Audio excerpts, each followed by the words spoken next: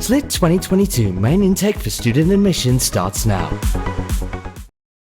The leaders of Bangladesh, Bhutan, India, Thailand, Nepal and Sri Lanka and the Foreign Minister of Myanmar joined the 5th BIMSTEC summit online today. President Gotabaya Rajapaksa declared open today's BIMSTEC summit in his capacity as the chairperson. The world has faced its worst crisis this century with the COVID-19 pandemic. Rising oil prices, freight charges and supply constraints arising from the pandemic are causing inflation around the world. The economic consequences of the pandemic were especially severe on Sri Lanka. However, I am confident that together with the remarkable strength and resilience of our people, tried and tested over time, and the cooperation of our regional and international partners, Sri Lanka will prevail over these difficulties and engineer a rapid economic recovery. Striving to increase trade and investment activities within the region is important. Given its strategic location at the center of the Indian Ocean, Sri Lanka is well poised to play a role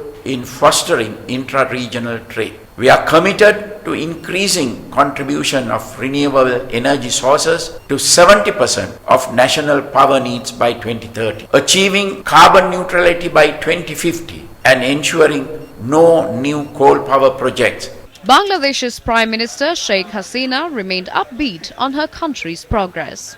Bangladesh is one of the top 5 fastest growing economies in the world. Even during COVID-19 pandemic, we maintained a 6.3% growth last year. Just last week, we brought 100% population under electricity coverage. India's Prime Minister Narendra Modi also addressed the summit. It has also become essential to give greater priority to our regional security.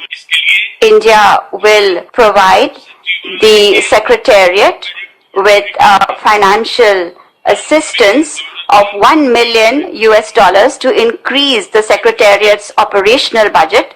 It is also time now to go beyond discussions on electric grid interconnectivity and to operationalize it.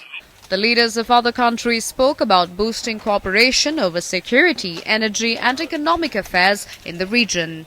The BIMSTEC Secretary General also presented his report. He spoke exclusively to Newsfirst on a BIMSTEC program to conduct 267 projects relating to transport at a cost of $124 billion.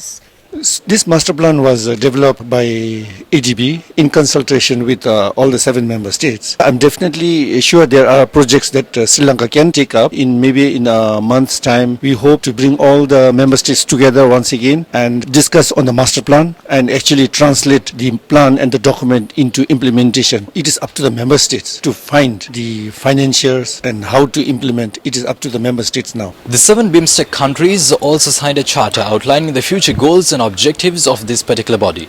In addition to that, we also saw 3 agreements being signed. One of these agreements was in providing legal advice when dealing with criminal matters.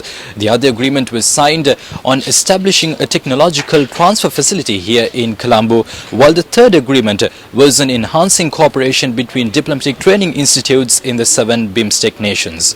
At the end of today's summit, Sri Lanka handed over the chairmanship of BIMSTEC to Thailand.